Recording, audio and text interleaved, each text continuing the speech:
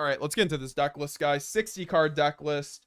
And so, like I mentioned, the main changes from my deck list were I took out Bolt Chummies, I put in Allure of Darknesses, and then I changed around and swapped out, did a little bit of a different board breaking package, because I think there's a very important board breakers for this format. I think that we're mostly a board breaker deck. I'm not in hand traps in the main, but I'm going to show you guys what you guys need to be on the side, because in the side deck, you guys need to play towards this meta. It's a whole new meta, guys. You guys will roast my side deck if it was any other side deck. So so definitely keep watching until.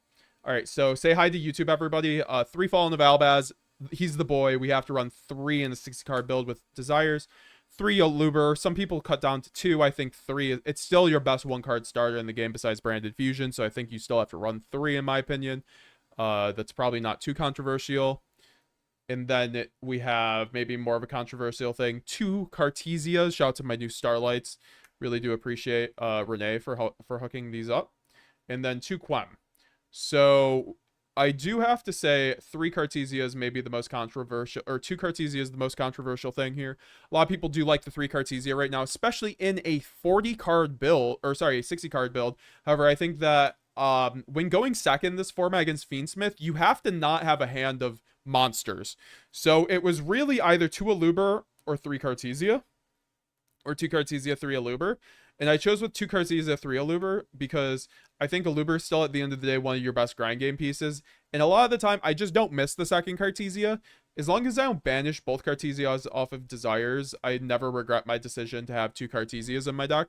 And in the very rare scenario where I banish the 2 off of Desires, it's still just fine. You can play without Cartesia. So at the moment, I do think that 2 is very good. So it's definitely something to consider to run 2 over just the 3. So you can because you still want to play around Valor in Permash, or Mourner rather, because it's still a hand trap format. Don't get me wrong. It's still a hand trap format. People are not on board breakers as much as one might have projected. But so you still have to run Cartesia. So 2 is still correct, obviously. And 2 Quem you need to run because of Nibiru is the best hand trap right now. So this card just plays through Nibiru. I've actually debated on maining Nib. I think maining Nib would be a pretty good play in this deck, to be honest. But that's neither here nor there. But yeah, 3 Cartesia might be the upgrade after this. But I do only have 2 Starlight Cartesias. So it started as me just kind of like, oh, I'm going to play 2 because I only have 2. And I've been testing with it on DB. And trust me, guys, I've been testing with this list on DB. It's very good. I would say that the third doesn't come up enough. All right, so for the other cards, 1 Spring Ends Kit. It's our best high spirits target, so we run it. And of course, it allows us to bridge it to Brand Fusion. We are on a high spirits build, so I think you need to run Spring Ends Kit. It allows you to basically get Branded Fusion off of the high spirits. You can't search a Luber, so that's why you have to run it. It's also very good for recycling. Retribution, and then 1 Despian Tragedy, and then 2 Mercurier. This is the second Mercurier. We're just proxying it. I do think that 2 Mercurier, we are on Allure of Darkness, so we have to run either 1 and 2 or 2 and 1. I think 2 Mercurier is way better, though, because Mercurier gets you way more cards. It gets you Kit, which is basically an Aluber, or it can get you Shrouded or Cartesia, so it's way better of a card. Also, you want to banish one and then also search the other off of Branded Loss, so I do think that that is something that we have to consider when deck building around that. I think Tragedy is way less quality than Mercurier, and you only need Tragedy to search once, and then on the crackback to set Branded Spell or Trap card to win. Also, it's nice to kind of recycle Branded Lost right now, because Branded Lost is very important right now, guys, if you haven't noticed. Definitely keep Branded Lost in rotation. 3 Shrouded Dragon, super rare, obviously. We love Shrouded. I think Marat even said this in his deck profile. Like, why did we ever main this at anything less than 3? It is a +1 that's a name that gets us any piece we need. Gets us Albaz or a spell and trap card in graveyard plus a draw. And it's a huge body. You can fuse off for Alba if you want even. It's just a very versatile card and completely justifies its role at 3. Especially in a build where I'm trying to max out on dragons and darks. I think this is very important to max out on 3 because we are maxing out on Allure and high spirits. So here comes the goo, a Stellar of the White Forest, formerly known as Asteria. So this is the new addition to the deck, and if you guys have watched my combo video, you are already familiar of Asteria's game. Essentially, Asteria's here to facilitate 1-card combos with Branded Fusion and also facilitate other combos, because Asteria plus basically any other branded extender is full combo. So she fits into our combo lines extraordinarily well. But you might ask, how do we get access to her? Well, there's a lovely card called Branded Fusion, where you can go send Albaz, send Asteria, and you are off to the races. You can still do a Lubellion line with Asteria plus Branded Fusion, but you get more on top of that. So Asteria just adds to your lines a lot more. Now, you might say you need a spell or trap card in hand. Well, it's very easy to be able to search out one to discard. Also, you have things like Retribution, High Spirits, and Blazing Branded King, which repay for Asteria's discard on each other's turns. But what does Asteria do? Basically, you can summon one spell or trap card from your hand or field to the graveyard to special summon one light tuner from your deck, and one light spellcaster tuner. So essentially, it can special summon out Quem or Cartesia, which is very cool, right? Like, we don't have a main deck fusion deployment for Quem. So I think Asteria allows her to finally get us access to Quem outside of Titaniclad and Branded Opening, which is really nice. So I mean, obviously there is Branded Opening, but I think what's nice is she goes with our combo lines. You can go Branded Fusion, send a Stellar, and be able to play from there. She also triggers her second effect to spec from graveyard off of basically any monster that discards a spell or trap card for cost, or sends a spell or trap card for cost to activate their effect.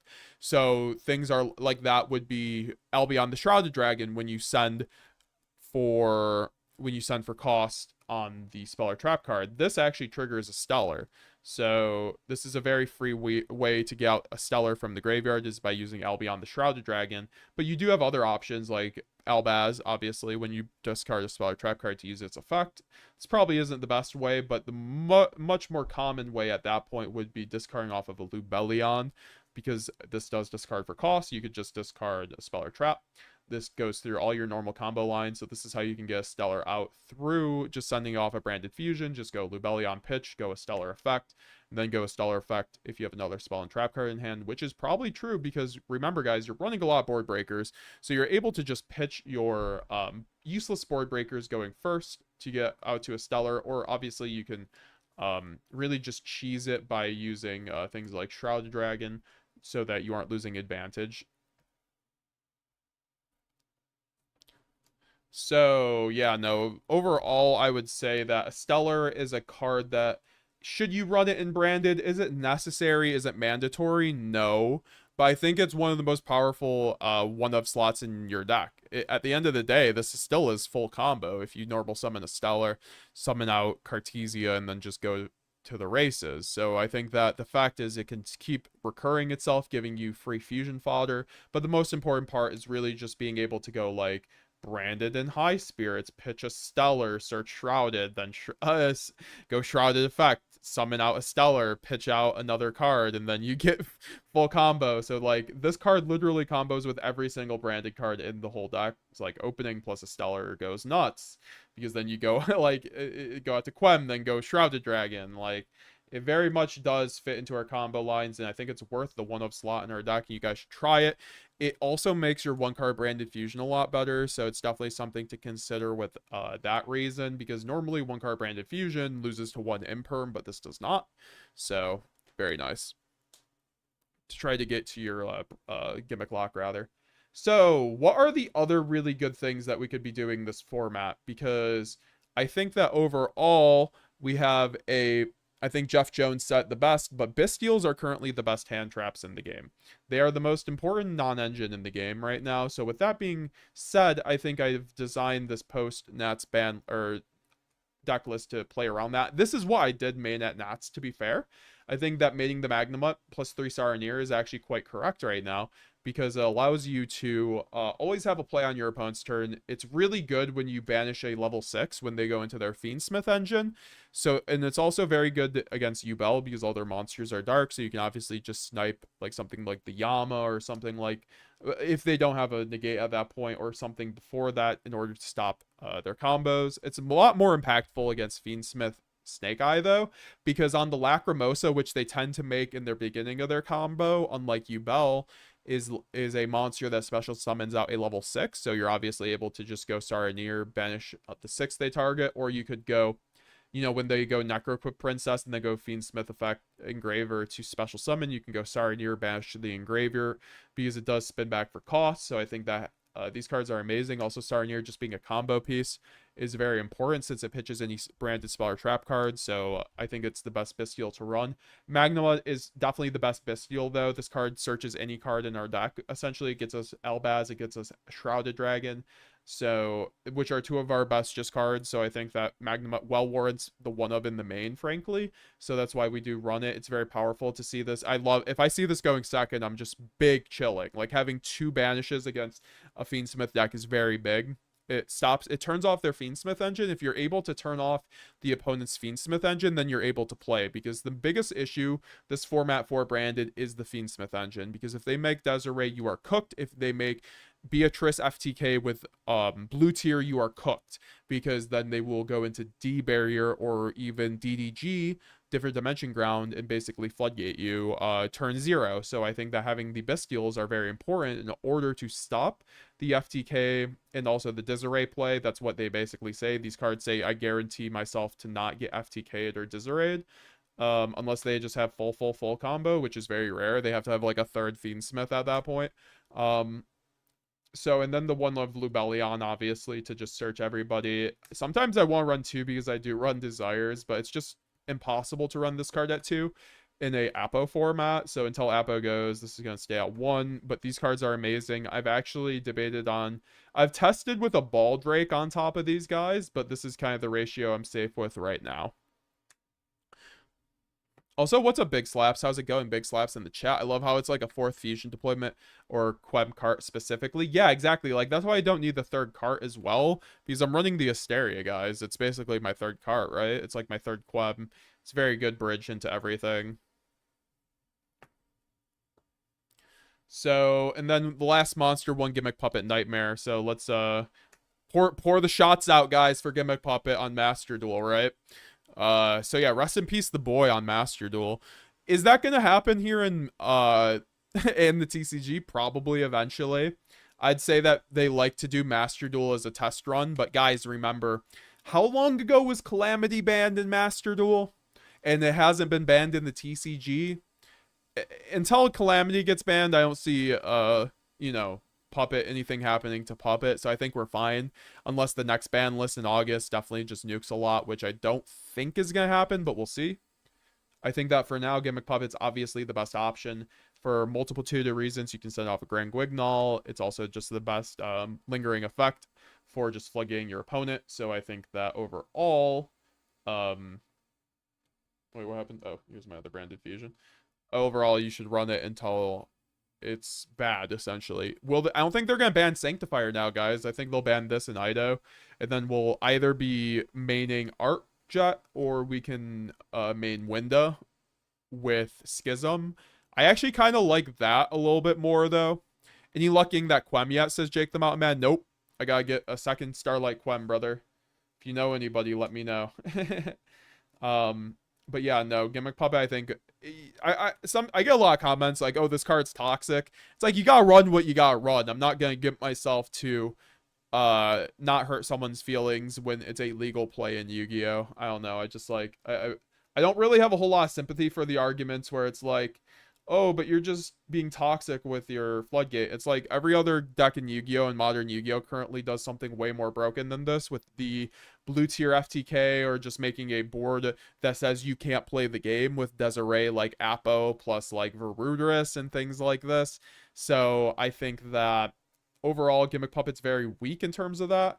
Like, we only have a 1-card way to Gimmick Lock, and that's Branded Fusion. So I think that overall, when everybody has like 1-card ways to get to blue tier FTK, this is something that doesn't need to be high on the priority list for Branded. But if this gets banned, I think Branded is almost just as good, frankly. It's just going to be a lot more skillful. If Sanctifier gets banned, I think it does take a hit. But yeah, we'll see what happens. 3 Branded Fusion. It's the best card in the deck. Shout out to, I was able to get 1 more 4 in Branded Fusion. You can't quite see the spiraling since it is on my sleeve. That's but yeah, if I take it out, there we go. Look at that spiraling. Very good. So yeah, that's why I also gotta get different sleeves than these Ultra Pros, because they don't show off the hollow foiling. But the nice part is it doesn't glare, so it's something I have to consider. So 3 branded fusion, 1 branded lost. It's the best. It's the second best branded card, so that's why I bumped it up. Like this card goes after branded fusion, man. If they ban this card, it might be a bigger hit than Sanctifier, frankly. And it's amazing how many judge calls I still get on this in like high rated DB or just like at tournaments. It's crazy, man. They need to watch my branded lost explained video. Two branded red, I've gone back and forth, but I'm running Paw of Desires, so I think that you need to run 2 at Paw of Desires. If you're not running Desires, I think you can actually run 1 just fine. But it is really nice to be able to search 1 in your end phase, use it, and then set the other sometimes. So just to like, you know, extra combo essentially. It's the best crack pack in the game though, being able to go into Guardian Chimera. And then 3 branded high spirits. So yeah, this is the goo for this list. I'm running 3 high spirits with the 5 bestials, plus the shrouded dragons, plus the albazes. So we're always, and then the asterias and the light spellcasters. So this is always live essentially. It's the best extender in our deck because it sets up our graveyard to play through Ash. It's also an Ash bait. If they Ash this and you have Brand Fusion, you're just chilling. But if they Ash this, you don't have Brand Fusion, you're usually not. But a lot of people just won't even Ash this.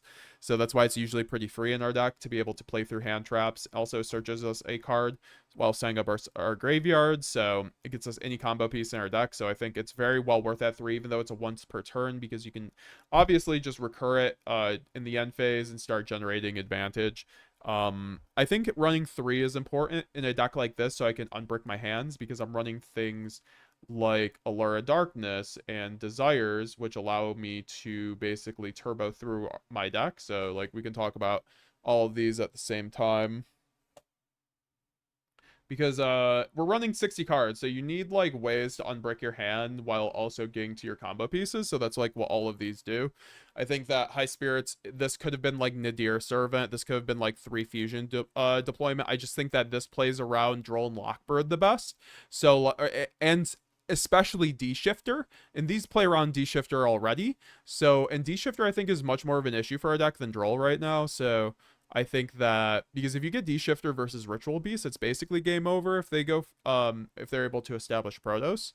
So, it's very important to have this in game 1, especially like for just like side deck like D-Shifters and stuff like this. You just chain to D-Shifter, you chain to Droll, and you're just still playing the game. So very important. And if you chain this to Droll, you probably aren't losing to Droll in that hand anyways, so you can just like save this for the Droll essentially to play to extra extend. You can like start with these guys, which I usually do. I always start with Paw of Desires and then just play with what I get banished.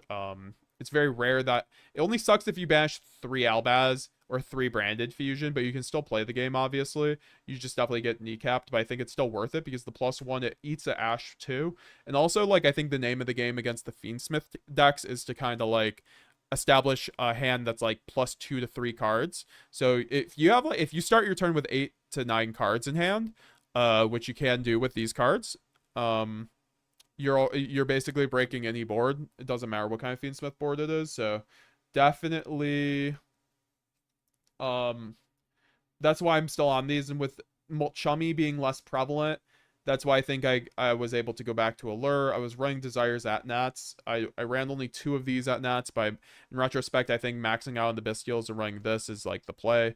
So that's just kind of where what I got to.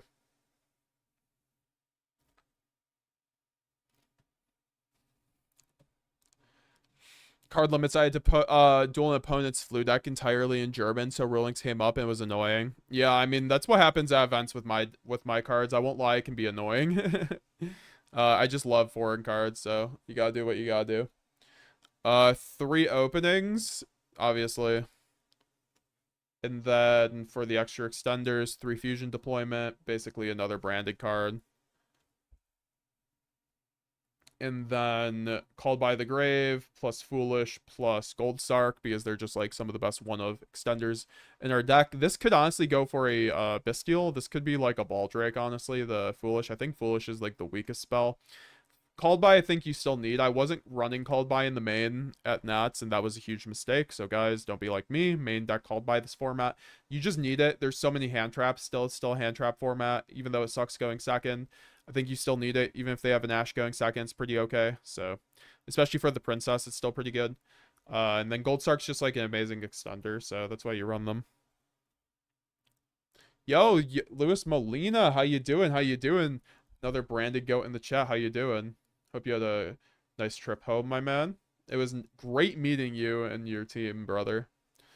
And then here we'll go into the board breakers. So we're running 3 Book of Eclipse, which we were not maining at Nats, and then 3 Dark Ruler No More, and then obviously the Triple Tactics package. So I think it was really important to have a board breaker you could search off of Thrust in this deck, while also being able to have cards that don't make you neg going first. So in my original list, these were Molchummies, and I think I also mained Droplets. So I had about like 12 to 13 board breakers. That was like way too much, essentially. So I think that overall, I took out the Droplets from my Nats list, because Droplet, I would just like brick on Dark Ruler, Molchummy, Droplet, and my hands would lose to a single Imperm, which should never happen as a branded player. You have one of the best going first abilities in the entire game of Yu-Gi-Oh! So you shouldn't gimp that when your deck already has one of the best board breaking abilities in Yu-Gi-Oh!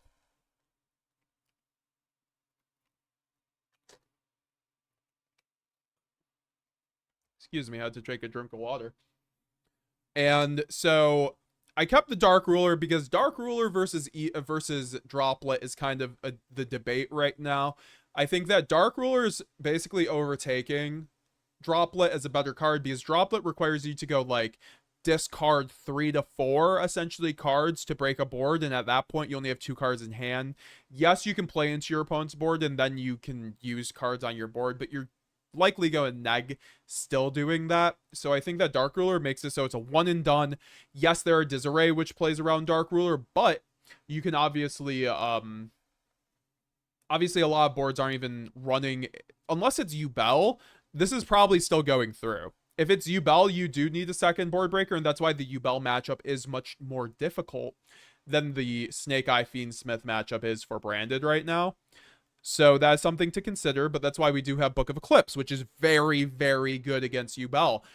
A single one of these Disarray, and also you could it completely nukes their board essentially, because then their Yubels aren't live.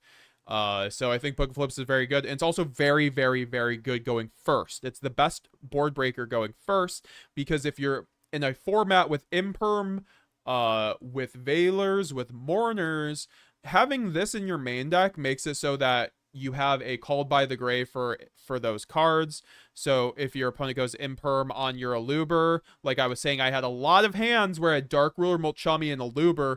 If one of those board breakers, including the Molchummy, was just a Book of Eclipse, I won that game, because then I just dodged it and then I went 1 card Gimmick Lock. So that is something to consider, and that's why I put this in. And ever since then, it's been amazing in my testing. There's been so many times where I've dodged Imperm with this and also just broken a board. It's also very good still against Snake Eye to break a board, because you can chain on their IP Masquerader Book of Eclipse, and then they have to link off their Appaloosa. So it's very good in that respect. You can obviously just force the battle phase very easily. They will use their IP. I don't think any player is just going to let them go battle phase. So yeah, guys.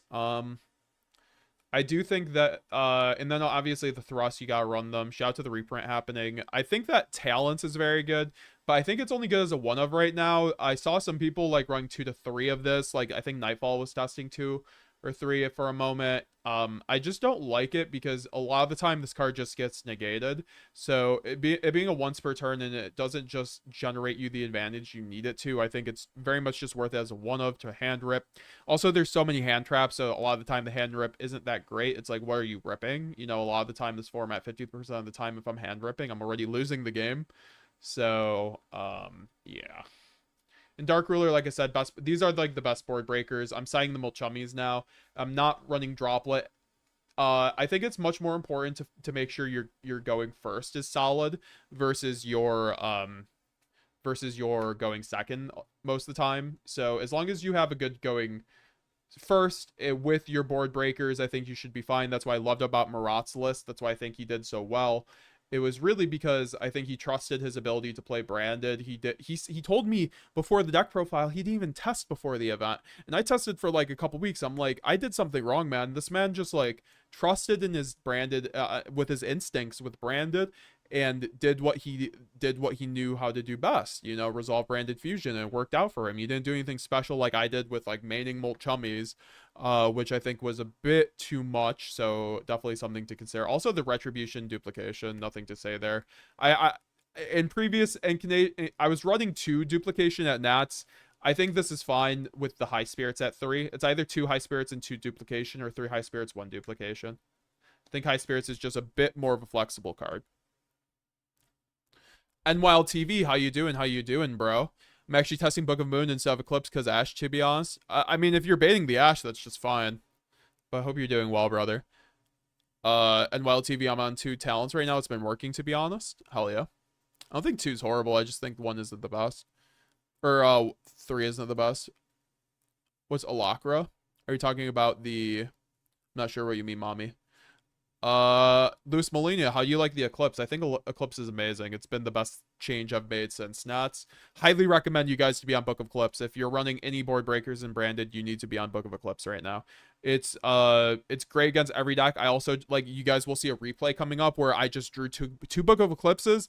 I bricked and I set the 2 Book of Eclipses and I won, because Book of Eclipse will turn skip your opponent most of the time. So definitely a good card. Definitely a very, very, very good card. It reminds me of Super Poly and its usefulness. Jake the Mountain Man, called by going second, good against Yubel. Yes, exactly. It's good against Yubel because then you just get the spirit of Yubel. So that's a very good point, Jake the Mountain Man. I think that called by being bad going second is just kind of a myth. This format still just fine. So the main extra deck is 2 Mirror Jade because you need 2. It's just like he's the boy. You got it's nice to crash 1 then have another to make. Obviously, you're trying to loop them, but sometimes it gets banished, and we're not an ad lib because ad lib's a brick. And then 2 Albion. We run 2 because 2 is just good. I've seen people run 1. I just think that 2 is just way better. It helps you in the grind game. It allows you to just like set up your graveyard a lot better on your opponent's turn. If you only have 1, how are you saying branded and red on your opponent's turn or something, or like searching like follow up? And then 1 Titanclad, because you just need it for Rogue, and then also to get the Quem in the end phase. And then also it's nice for getting like Mirror Jade. This is how you use High Spirits as a board breaker, because you can you always send Titanclad going second, so you can set up the Albaz in the graveyard to then fuse off in the end phase after you've broken your opponent's turn to further break your opponent's board in the end phase. 1 Alba Lenatus and 1 Rinbrum. Yeah, no, I still like Alba Lenatus. It's very good. You need it for Tenpai, but also it's very good just against random decks that have dragons, because if you're able to contact fuse off, you're able to like really just play the game immediately. It also helps you combo a little bit if you need to like get a Sarnier to proc. Sometimes just having this card there to contact fuse off with a Shrouded with like a Sarnier or something is very good. Also it's a dark dragon, so you can tribute over for Lubellion worst case. So it's also like still you can contact off Flamebird, so like I still don't recommend that. You're in a pretty bad spot if you're doing that, but I think overall it's really nice to like recycle all your resources. If you go Lubellion, make Alba, then recycle all your dragons, it's not bad. 1 Sanctifier, it's like the best it's the best card in the extra deck. And then 1 Rinbrum. Rinbrum's very good. Very good this format to just have on your board. So yeah, but it's also just like one of the best interruption pieces in your graveyard. So Rinbrum is the boy. And then 2 Grand Wignall. Someone give me a second Starlight. Grand Wignall is the MVP, man. Best extra deck extender in our deck besides Mirror Jade. Sends wherever you need, essentially. And then gets us into, like, Quem. It's our way to play around Nibiru. Yeah. And then 1 Borreload, 1 Stapelia, 1 Quertus, and then 1 Guardian Chimera. I think you need these 2 guys for basically back row decks. I mean, Chimera is standard. I think this has become standard. I made this almost more than Mirror Jade at the event.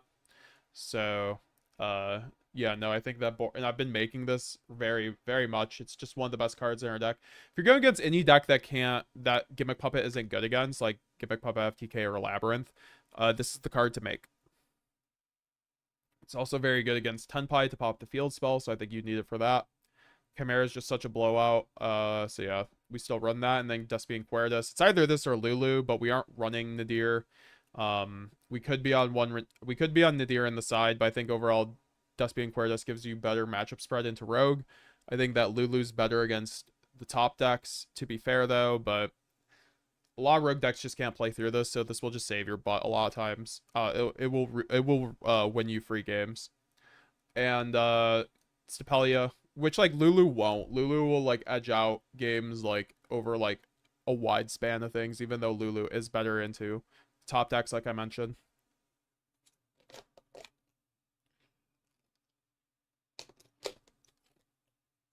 But yeah, guys, make sure you leave a like on the video, guys. We got 52 viewers watching. If this stream hits 30 likes, though, we will be roasting decklist, and we're at 24 right now, so make sure to hit that up. Click the join button down below if you want to help support the channel, helps produce more content like this, guys.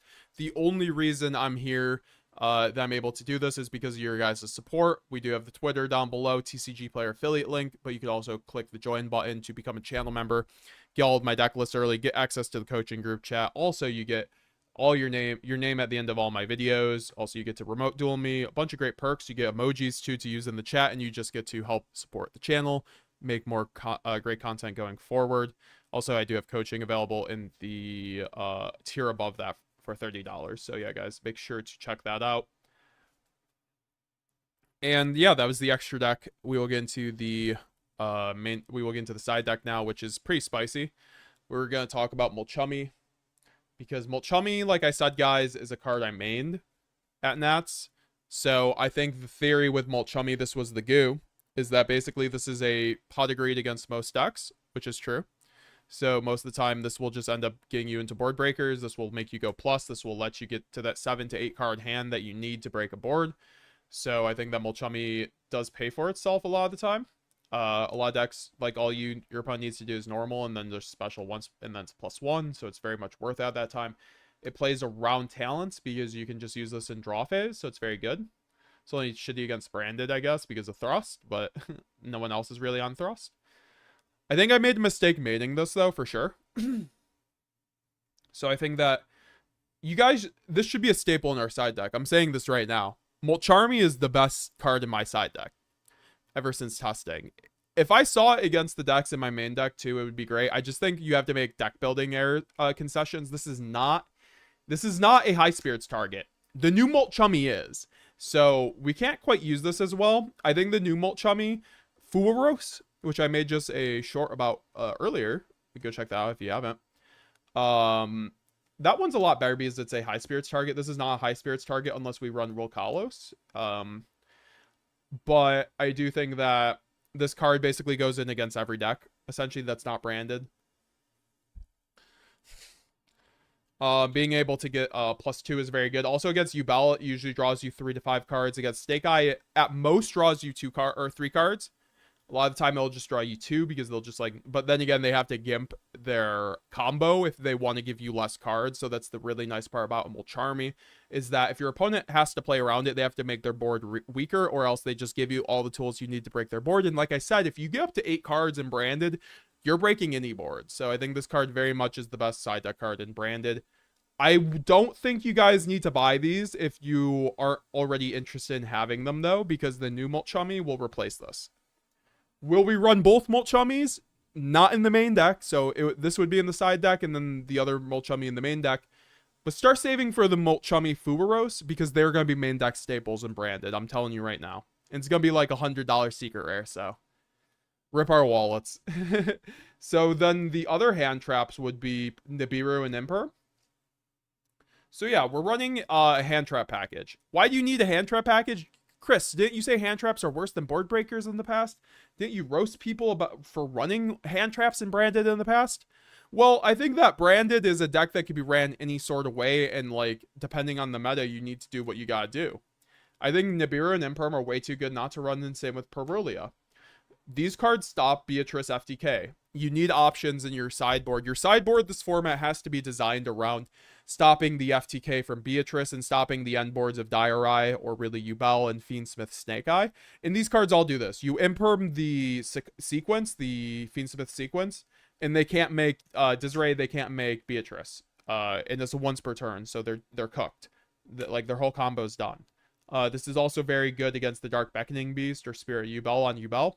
So like at one point I was maining these, and you could yourself, honestly. And then 3 Mulchummy, like I said, Mulchummy just draws me into the hand traps, but I do prefer when I see hand or board breakers, I won't lie. So Mulchummy are these, and then Nibiru is there because like you obviously nib right before they make the rank 6 essentially. So a lot of the time they won't have Apo. They will never have Apo as a Snake Eye player. So Nib is very live against Snake Eye right now, and it basically gets you to... It simplifies their board to where you can crack it very easily with Branded, and that's what you're trying to do with the side deck. Just like, really just like soften up their board, which is very good. I was running Ash as well. I was running Ash over the side in my Nats list, and then mating these. I think I've gone through all the changes I've made from my Nats list now. I took out Ash, though, because Ash seemed to be the weakest out of these. Ash I would love to still have in my deck. It just plays into talents a bit much. And it's a bit much having 9 hand traps on top of Perulia. So, yeah, I think Ash is just... It was fine to cut for now. You guys saw the deck profile on my channel. The guy made, like, about 15 hand traps. So hand traps are good in Branded. Don't knock it. 3 evenly matched because we obviously still like board breakers in Branded. So I think that 3 evenly is just fine. It's still the best board breaker in Branded. It allows you to punish players who don't make the Omni Negate and basically just get a simple, a very swift 2-0. There's a lot of boards that just won't make an Omni Negate, and even if the deck I know has an Omni Negate, it's very good to pair with like an Interruption, like a Book of Eclipse, a Dark Ruler, or even if you're running Droplet. So I think evenly match is very good. Still, and is one of the highest performing. I mean, without Baron, without Savage, this card is just free. I mean, yes, there is Diareye, but not a lot. Like I said, not all the boards are making it, so I still think this is justified, in my opinion. I was thinking before, I mean, with Diareye being around, you could run Lightning Storms over this, plus a Feather Duster, so that's something to consider. If, like, if Disarray, Fiendsmith Disarray becomes much more popular, you could take these out and put in Feather Duster or Lightning Storm. And then the last 3 side deck cards are 2 Fusion Duplications and 1 Shaddoll Dragon. Shaddoll Dragon's great for just chain blocking and then getting rid of Skill Drain, which is still prevalent. A lot of the Snake Eye decks just side in Skill Drain or just there is a lot of stun. It's also very good for just popping the Disarray, basically the Disarray equip. It's not bad. It's just a good option to have. And then 2 Fusion Duplication to help your going first. You obviously have better siding patterns going first like this. You can side in the duplications going first. Also, depending on the deck, you could always side in Nibiru and Imperms. It's probably just Nibiru, though. I think Nibiru is a way better going first card. You could just take out the Dark Rulers. Plus, I mean, you want to take out the Dark Rulers, and then it's not a clean side pattern. You would probably just do this so that you have things to play around, like Shifter, too. As you're going first side pattern, take out the Dark Rulers. And then the going second side pattern would probably be... Let's see, because you guys always ask for side patterns, so I wanted to do the side patterns quick. I mean, obviously, you could take out 1 Quem. I like taking out going second, honestly, because you don't ever need 2 Quem. Take out 1 Mercurier. You could take out... I mean, depending if it's a layered dark deck, you could always side out those. I would take out the Estella. Going second. Take out Brandon Red going second. You never need the second. Take out 2 to 3 Brandon High Spirits going second because they're not very good going second cards. You could take out Duplication. I think you need to keep 1 in going second, though. And then, like, you could take out Kit.